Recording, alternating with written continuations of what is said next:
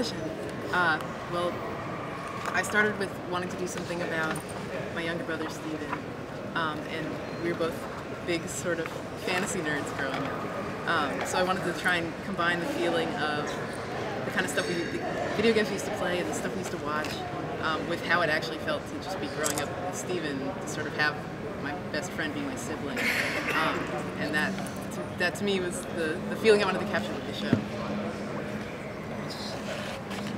The show's sort of taken its time rolling out the larger details of the Gems world, but we've had a couple episodes recently that really sort of started things off, sort of revealing some of those things. Are we going to see sort of more frequent? Is this sort of the beginning of more frequent hints at the larger world, or is it we're going to sort of maintain the same pace of exposition? Well, I think the snowball is kind of rolling now in an unstoppable way. There are things that are pretty complicated that are going on with the Gems, things that they don't really think Steven is ready to know about, but it's becoming impossible to ignore. And it's going to become more impossible, increasingly impossible to ignore as this season rolls out. So please watch it. You're going to learn everything that he does and see. How'd you come up with the storyline of Clarence, like particularly the pilot episode of Clarence? I actually did not work on the pilot. That was Skylar Page created the series, and I was brought on, I think it's like about 4 or 5 episodes into the series.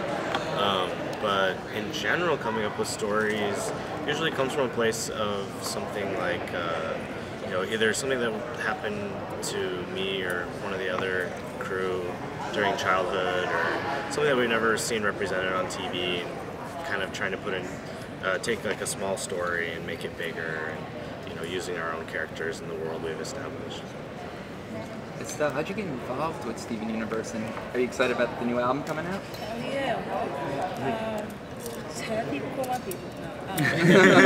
So they called my agent and wanted to hear about the characters, and I was like, I think I could do that. It sounds like me.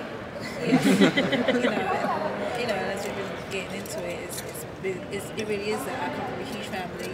I have 5 sisters and 3 brothers. And they're all younger than me, so I understand taking care of being responsible for not screaming it every 3 minutes. Steven, we're kind of being like, if you don't come here, I'll give you the headlock. I understand that whole energy too, so it was pretty easy. It's been fun. Yeah, I'm waiting for. I'm excited for my new album. I've been working on that in between everything. I kind of started this process at the beginning of my last album, so it's just like it's fun. It just gives me extra. Well, I've learned I have extra vocal abilities I never knew I had. Working on this album, so it's kind of cool. That's cool. Extra superpowers. Will there going to be a chance for Garnet to get her own musical number? Haha! Yeah. I'll tell that. There's a pretty good chance. But you think I'm going to rush a song for stuff?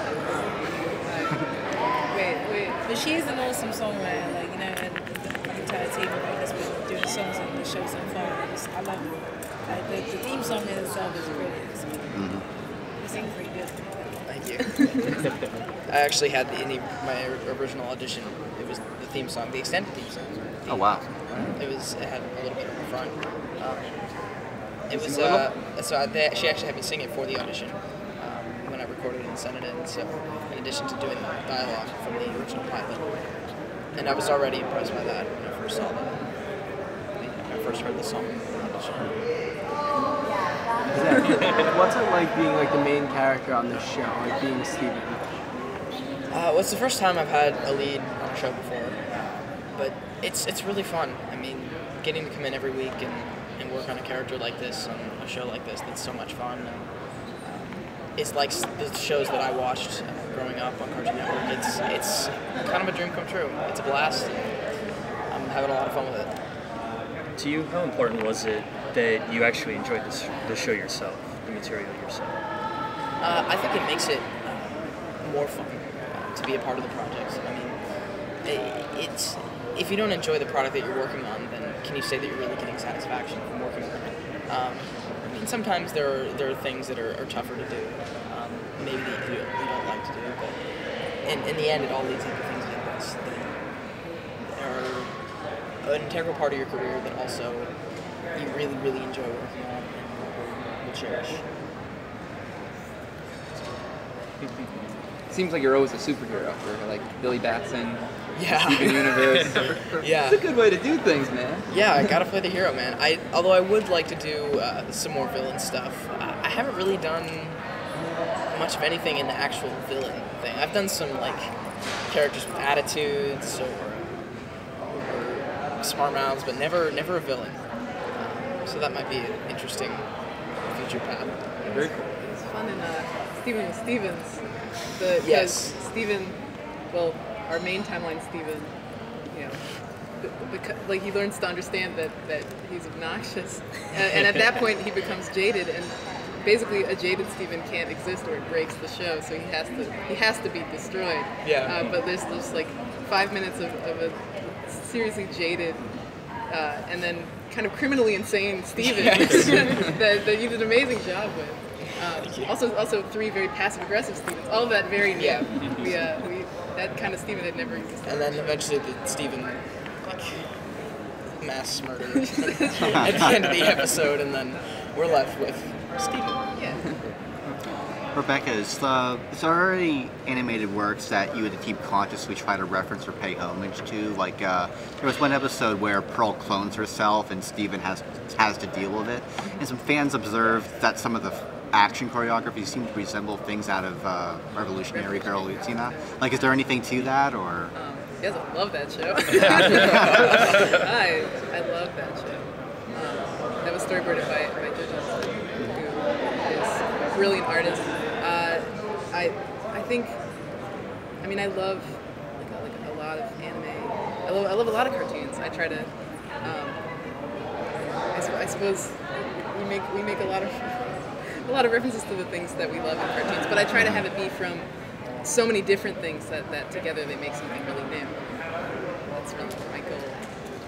Garnet's very like sort of tight-lipped and a taciturn kind of character, and yet she's taken on the leader role sort of in the absence of Rose Quartz. Do you think that was a difficult transition for her to sort of take on a role that meant she had to sort of interact more with the other gems? And I feel like, yeah, I mean, I understand that. I completely identify. But I think she does a good job of it, and you see more and more as you go on. She's becoming a bit more open, and she's a bit warmer to Steve, and she's less like, she's a bit more like, okay, Steve, it's alright, you're a young boy, you get it, you know, you're growing up. So but it's cool to see. I think if you look at like all the characters, it's just like people being able to identify with it. I think it's highly identifiable. It's people that are really closed off and really, you know, right to themselves, and you know, the more you get around people that you love and you grow with, the more you become, you know, open to them. So she gets to it. It takes her a minute. For Spencer, it often feels like an episode of Clarence is a chance to kind of drop in on this, on like the everyday life of this carefree kid. Like when I first saw the first episode, it felt like we were visiting a summer vacation. So like, do you think the goal with Clarence is to kind of showcase someone very relatable, or to kind of represent a sort of childhood ideal? Yeah, I don't know. I mean, I think for a lot of the people on the crew, it's just sort of this weird, oddball, outcast group. I mean, him and Jeff and Sumo are all these characters that are really bizarre and flawed, and they don't really fit in, but they kind of find a way to fit in with each other. But it's definitely about childhood in a lot of ways, and just kind of it's this weird sort of Napoleon Dynamite time frame where it's not really now and it's not really the 90s or the 80s. It's this sort of ambiguous, like there's technology but it doesn't really work well. But yeah, just sort of focusing on kids and playing outside and being real kids, and yeah, that sort of thing. Keeping it grounded and having it feel like a real world.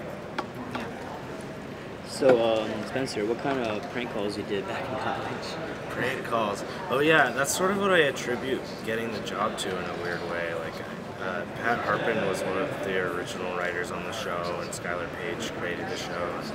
I would do weird prank calls. I would call like product hotlines and stuff, and just like see how long I could keep them on the phone, and like just really stupid, really inane, just like make these weird claims about the products that don't make any sense, and like because they're trying to make a sale, so they'll keep you on for hours.